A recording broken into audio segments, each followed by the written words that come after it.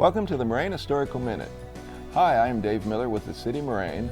Moraine is rich in history, and today we look at a little-known historical piece of trivia. Why is the city called Moraine? The area now known as the City of Moraine was so named because of the vast amounts of sand and gravel deposited over the terrain by the prehistoric Wisconsin Glacier. By definition, a moraine is a glacially formed accumulation of unconsolidated glacial debris, or in other words, a layer of loose material covering the bedrock composing of soil, clay, sand, rock fragments, volcanic ash, silt, and other items. This debris ranges in size from large boulders to very small glacial flour. A lateral moraine, they're formed at the side of the ice flow. Lateral moraines are usually preserved as high ridges. One characteristic that all moraines share is that the till, or the rock debris, is unsorted with both large and small rocks mixed together. So many of the hills and valleys in various parts of the City of Moraine contain layers of sand and gravel. A number of gravel pit operations are scattered throughout Moraine. Two good examples of lateral moraines is in the city.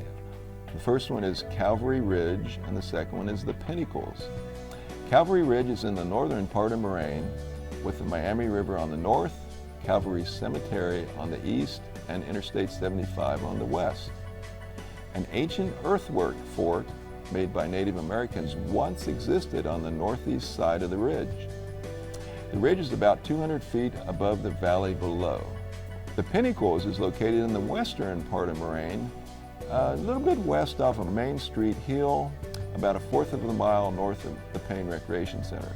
Now it rises from the Miami River all the way up 150 feet. This is the site where the Wright brothers would picnic and watch the birds glide in the cliff updrafts.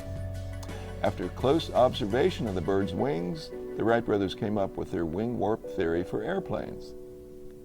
The enclosed 1898 photos taken by the Wright brothers at the Moraine Pinnacles show not only Wilbur standing behind the strange geological shaped rock sandstone formation that was left over by the glacier, but some different other angles of that cliff face.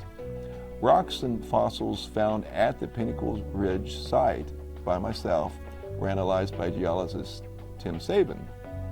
And Tim confirmed evidence of how they were carried along by the glacier before it melted. One of the rocks was from the Upper Ordovician period, and you could see many bryozoa and brachiopods, which are kind of like seashells that have just been trapped in the rocks after all these years. So that wraps up our quick look at why the City of Moraine is called Moraine. Thanks for tuning in to this edition of Moraine Historical Minute.